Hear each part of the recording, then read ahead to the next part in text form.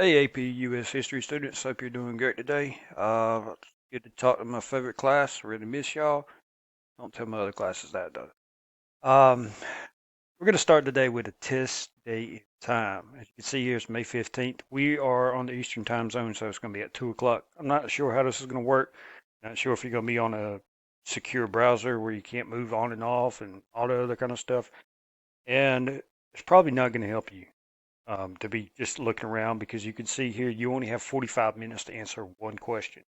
Now, this question will come in the form of what is called a document-based question. And they are going to throw a bunch of documents at you. Usually they throw 7 at you, but in this case, let's see if I can find an example.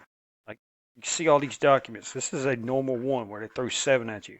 They're only going to throw 5 at you, so that's a big key component to help you shorten your time on answering it.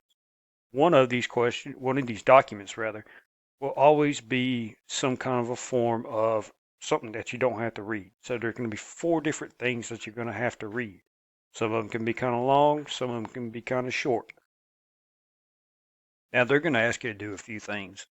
Every one of these little dots here represents points that you can get towards, trying to pass this test. The first thing they want you to do is come out with a thesis or claim some kind of a statement that is just clear, it's simple. However, though, I've always said try to get it done in one sentence. You may not be able to get it done in one sentence. A lot of people, it's going to take them a couple sentences. They want context, they want different things around it. Now, if we go back, we look at this question. They are seeing if you can evaluate the relative importance of different factors that caused movement of American independence between 1754 to 1776.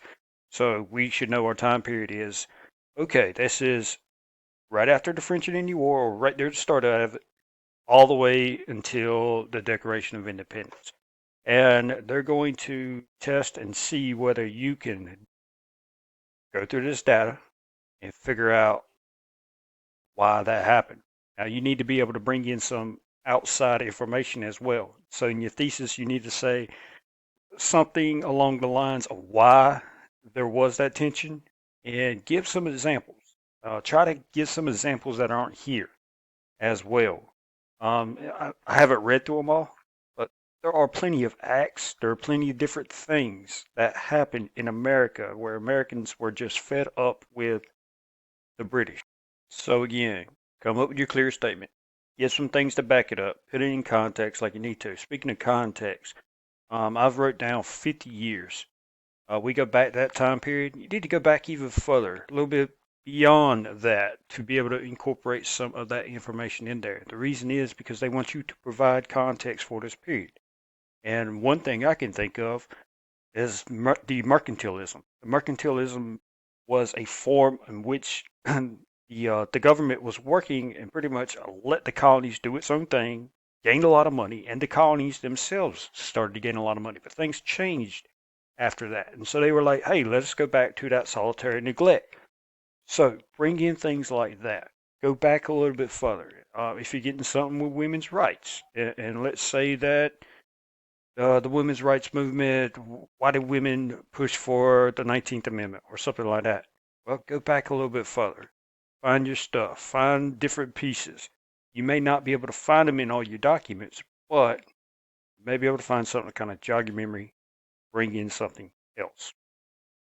And so what they're going to ask you to do here is on the third bullet is use at least 2 additional pieces of specific historical evidence that you can't find in the documents. So try to think of those 2. That is an easy way to get 2 points. Now, don't just mention them. If you mention them, they're probably not going to give you a point. If you will mention them and then explain why they're important, because that's what they want you to do. Tell me why they're historically important. You'll get your points. So work on that. The next thing, for at least 2 documents, explain how or why the document's point of view, purpose, historical situation, and or audience is relevant to an argument. So they're asking you to incorporate 2 documents. Also, if you look over here in the rubric part, what they don't tell you here, they tell you over here. And that is you get 1 point for using 2 documents, an additional point for using all 4 documents. So don't just go in there thinking, oh, I've got to do just 2 documents. You want to go ahead and get that extra free point, get those documents. And also, when you get done with using your documents, make sure you cite them or source them or whatever the case may be. If it's labeled document ABCD, go ahead and write document or DOC1 or DOCA, whatever you need to do. They will accept that. They want to see that in there so they know, okay, they're going through there and they're checking this stuff off. So that's what we want to do. Now, with this last bullet, what they are basically asking for you to do is to write a good response to this.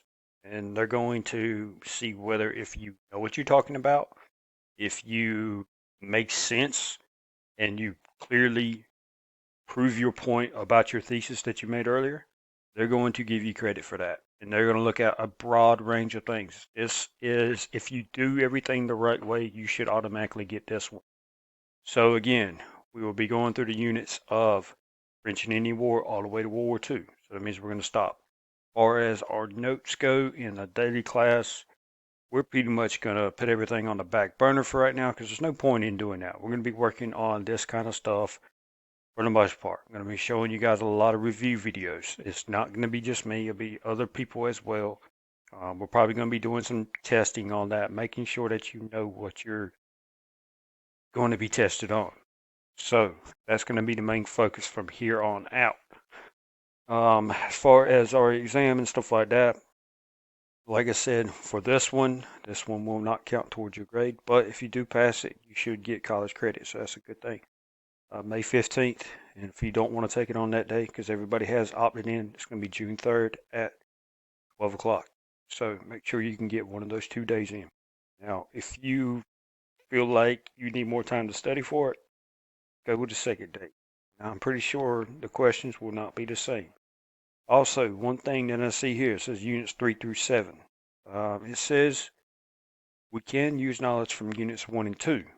So that's kind of making me think there's a large possibility that somebody may get a question about an early time period in American history. So we will be focusing on that as well as everything else in between. That's a lot of information right there from those years. So today I'm going to upload that document that we were just looking at. And you guys are going to start answering it as well. So here is all of your information. I'll have all your links here. Also, you can go to this website right here. They've got plenty of good stuff like how to write a good DBQ, good thesis points, things in which they're looking at. They've got plenty of stuff here.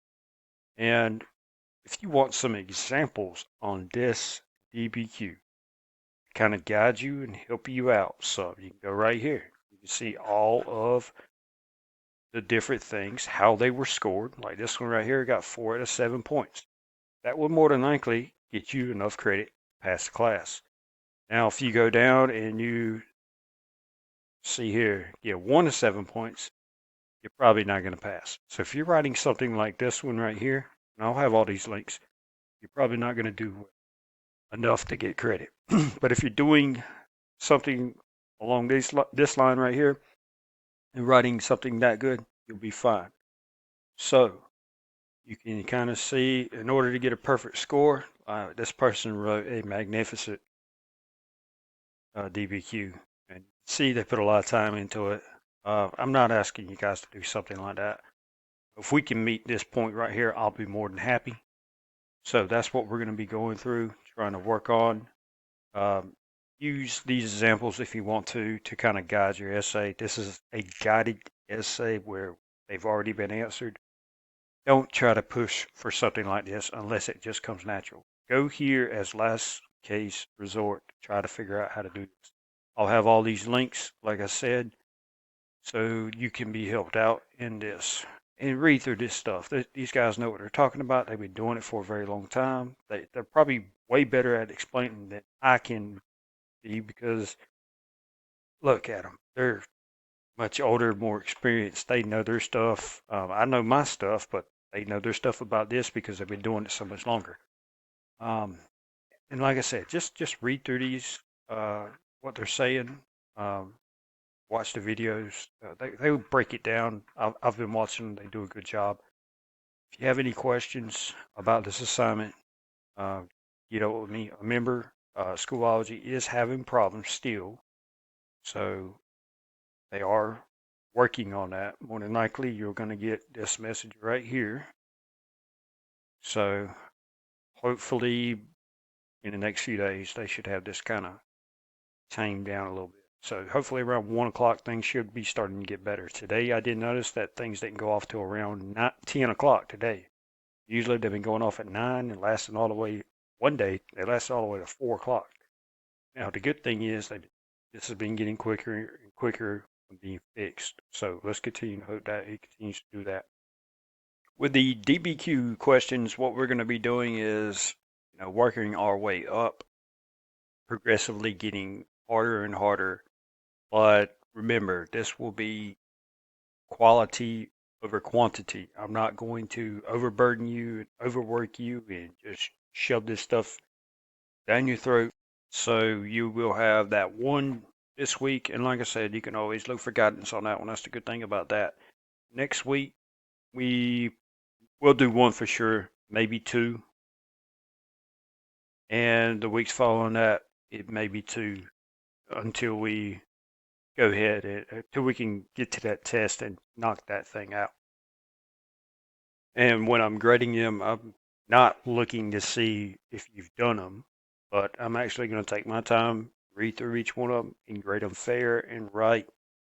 I think that's the best way to do this because if I just go through it, okay, assignments in 100, that's not going to work. You're not going to get anything out of it. You need some constructive criticism back. I will have that stuff in your comments. Also, continue to work on your journals. They've been pretty good. I enjoy reading them. This way I feel somewhat connected. I've been working on my own. Might post it up at some point. We will do another one this week. That's an easy test grade. And you guys are doing great on it. So continue to do that. And as always, know that I love you. Stay safe. Take care. Stay home. Later.